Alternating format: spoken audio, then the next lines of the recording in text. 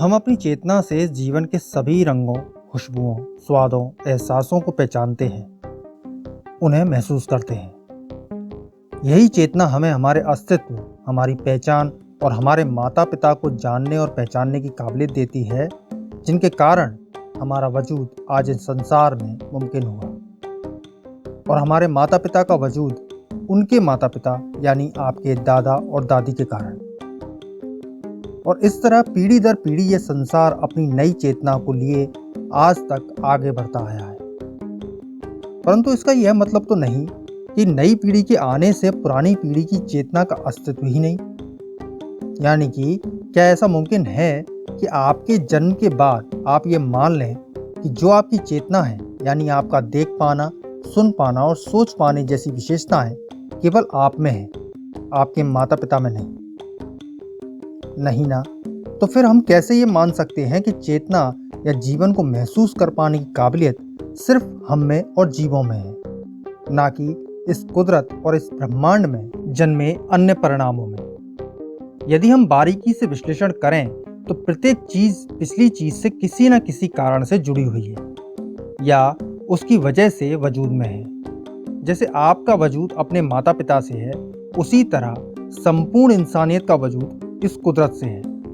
कुदरत का पृथ्वी से, पृथ्वी का सौरमंडल से, सौरमंडल का गैलेक्सी से और गैलेक्सी का इस संपूर्ण ब्रह्मांड से। तो जब हम में जीवन को महसूस करने की काबिलियत है, तो इस सौरमंडल में मौजूद बाकी ग्रहों, ब्रह्मांड की अनंत गहराइयों में मौजूद रंग बिरंगे तमाम परिणामों और इस कुदरत के हसीन नज़ारों में, इन फूलों पेड़ों में क्यों नहीं? क्या चेतना का कोई और रूप है जिसे हमने अभी तक नहीं जाना? क्या प्रत्येक परिणाम अपने जीवन को उसी रूप में महसूस करता है जिस तरह हम? या चेतना सिर्फ इंसानों, जीव जगत तक ही सीमित है? आइए पता करते हैं।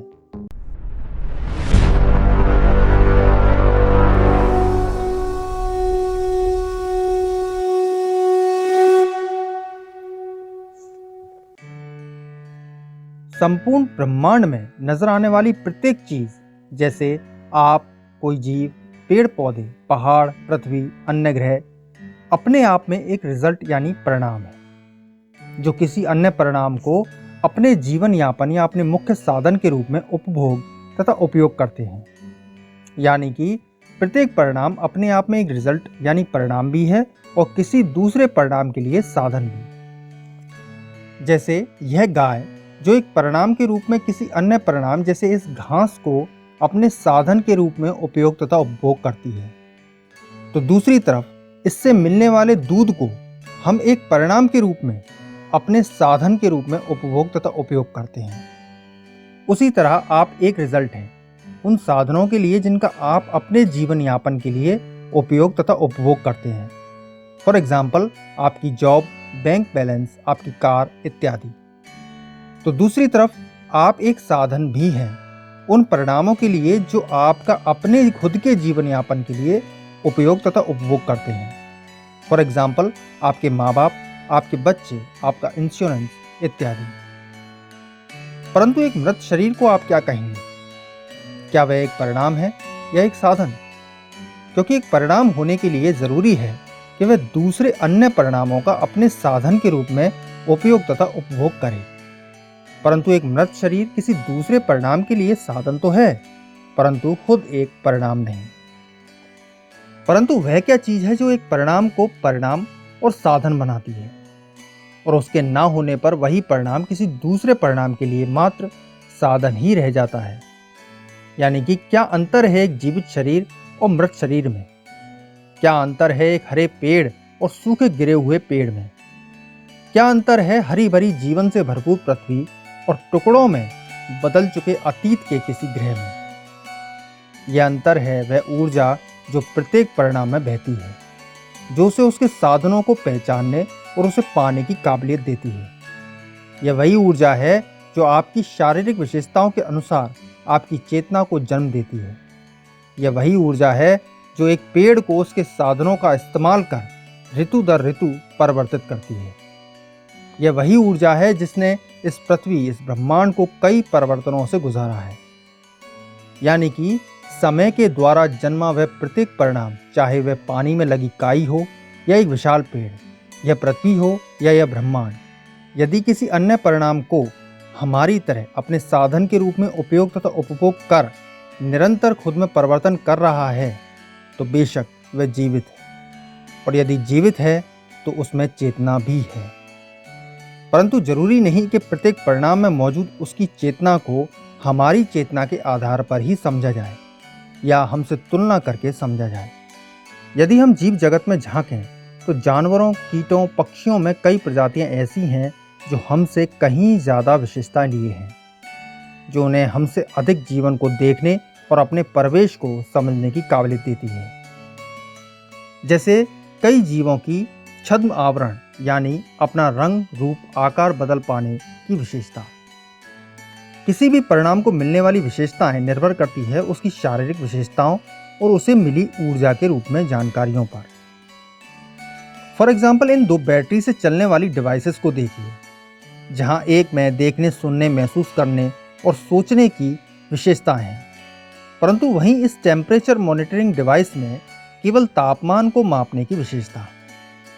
ऊर्जा यानी सेम बैटरी पावर दोनों ही डिवाइसेस की शारीरिक विशेषताओं और उसमें डाली गई जानकारियों के अनुसार एक को सुनने, देखने, सोचने जैसी काबिलियत दे रही है तो दूसरे में मात्र तापमान को नापने की काबिलियत। यानी कि दोनों ही अपनी अपनी विशेषताओं के अनुसार अपने परिवेश को समझने की काबिलियत रखते हैं, और यही काबिलियत किसी भी परिणाम के अनुसार उसकी चेतना है, जिसमें वह अपने किसी साधन को पहचान कर उससे इंटरेक्ट करता है। लेकिन यदि हम इन दोनों डिवाइसेस के अनुसार एक दूसरे का ऑब्जर्वेशन करें तो मोबाइल के लिए यह डिवाइस मात्र तापमान मापने का एक साधन है, यानी उसमें कोई चेतना नहीं, क्योंकि उसमें मोबाइल की तरह देखने, सुनने, समझने की काबिलियत ही नहीं, तो चेतना कैसी। तो दूसरी तरफ इस टेम्परेचर मॉनिटरिंग डिवाइस के पास देखने, सुनने, समझने जैसी काबिलियत के ना होने के कारण उसके लिए मोबाइल एग्जिस्ट ही नहीं करता, सिवाय उस मोबाइल से निकलती हीट के, जिसे यह डिवाइस अपने साधन के रूप में इस्तेमाल कर रही है। जबकि वास्तविकता में दोनों ही रिजल्ट हैं, यानी उनमें चेतना है जो उन्हें अपने साधनों को पहचानने की काबिलियत दे रही है, परंतु एक दूसरे के लिए वे सिर्फ एक साधन है जिसमें कोई चेतना नहीं। ठीक इसी प्रकार हम संपूर्ण जीव जगत, इस कुदरत, इस ब्रह्मांड को देखते हैं। कुछ परिणाम हमें सजीव नजर आते हैं तो कुछ मात्र साधन, और इसका कारण है हमें मिलने वाली ऊर्जा, जो मात्र उतनी ही जानकारियां हम तक पहुंचाती है जितनी जानकारियां हमारी इंद्रियों और हमारे दिमाग के लिए मौजूद हैं। जैसे अल्ट्रासोनिक साउंड, आप इन्हें नहीं सुन सकते, पर इसका मतलब यह नहीं कि वे मौजूद ही नहीं। पर ऐसा होता क्यों है? कोई भी परिणाम, जैसे आप, कोई जीव, पेड़ पौधे, कोई ग्रह का अस्तित्व दो प्रकार की इंफॉर्मेशन से मिलकर पूरा हुआ है। पहली है प्राइमरी इंफॉर्मेशन, जो उसके भौतिक स्वरूप यानी उसकी बॉडी को तैयार करती है, जिसमें शामिल है उसकी शारीरिक विशेषताएं, उसका रंग, रूप, आकार, जो किसी ऑब्जर्वेशन करने वाले के लिए फिजिकली एग्जिस्ट करेगा। प्राइमरी इंफॉर्मेशन ही किसी परिणाम के लिए उसकी एक निश्चित गति तय करती है, जिस पर वह समय में आगे बढ़ अपने साधनों का पीछा और खुद में परिवर्तन करेगा। यह गति जितनी अधिक होगी, वह अपने परिवेश में उतनी ही अधिक जानकारियों का ऑब्जर्वेशन करने के काबिल होगा या उतनी ही अधिक विशेषताएं लिए होगा। और दूसरी है सेकेंडरी इंफॉर्मेशन, जो प्राइमरी इंफॉर्मेशन की गति और उसकी विशेषताओं के अनुसार उस परिणाम की चेतना को जन्म देकर उसे उसके परिणाम और उसके भौतिक संसार को पहचानने की काबिलियत देती है, और इस तरह एक परिणाम अस्तित्व में आता है। ठीक इस मोबाइल और इसमें डाले गए एंड्रॉयड की तरह, जहां मोबाइल का हार्डवेयर प्राइमरी इंफॉर्मेशन है और एंड्रॉयड सेकेंडरी इंफॉर्मेशन। परंतु यह जरूरी नहीं कि प्रत्येक मोबाइल की काबिलियत और विशेषताएं एक जैसी ही हों। जब भी एक परिणाम, जैसे आप, अस्तित्व में आता है तो वह अपने चेतना से इस संसार में मौजूद परिणामों को अपनी ही समय की गति पर ऑब्जर्व करता है, ना कि उस परिणाम की वास्तविक गति पर। और यही चीज हमारी चेतना या हमारी समझ को सीमित बनाती है। फॉर एग्जाम्पल, मान के चलिए हमारी समय की गति 1 है, तो आप केवल उन्हीं इंफॉर्मेशन या इन इंफॉर्मेशन से बने परिणामों का ऑब्जर्वेशन करने के काबिल होंगे जिनकी समय की गति 1 हो या 1 से कम। फॉर एग्जाम्पल मान के चलिए इस पेड़ का निर्माण 3 इंफॉर्मेशन से मिलकर हुआ है जिनकी स्पीड क्रमशः इस प्रकार है। तो आप इसकी सिर्फ एक इंफॉर्मेशन के आधार पर ही इसके भौतिक स्वरूप का ऑब्जर्वेशन कर पाएंगे, यानी कि आप किसी परिणाम की सिर्फ उन्हीं विशेषताओं का ऑब्जर्वेशन करने के काबिल होते हैं जो आपकी समय की गति पर गतिमान है, और इसी ऑब्जर्वेशन से हम किसी परिणाम के बारे में अपनी राय बनाते हैं, जिसमें शामिल है खुद को संपूर्ण चेतना का स्वामी मान लेना।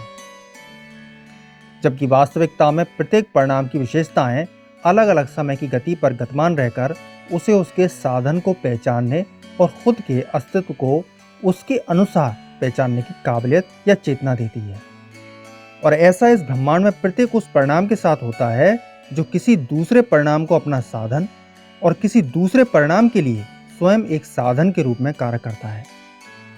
जब भी किसी घटना के प्रभाव से या अपनी गति से आगे बढ़ते हुए किसी परिणाम की मृत्यु होती है तो उसकी चेतना के रूप में सेकेंडरी इंफॉर्मेशन के ना रहने से प्राइमरी इंफॉर्मेशन के रूप में उसका भौतिक स्वरूप ही शेष रह जाता है, जो किसी दूसरे परिणाम के लिए मात्र एक साधन के रूप में कार्य करता हुआ पूरी तरह विलीन हो जाता है। जैसे कोई मृत शरीर, दरवाजे, दीवारें, आपका मोबाइल, रास्ते इत्यादि, जिन्हें किसी परिणाम की आवश्यकता नहीं, वे मात्र साधन हैं जिसमें कोई चेतना नहीं।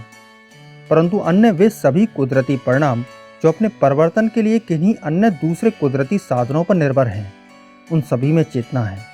वे सभी जीवित हैं, भले ही उनकी आंखें ना हो, सुनने के लिए कान ना हो, सोचने के लिए दिमाग ना हो, क्योंकि ये सब हमारी चेतना के अवयव हैं, उनकी नहीं।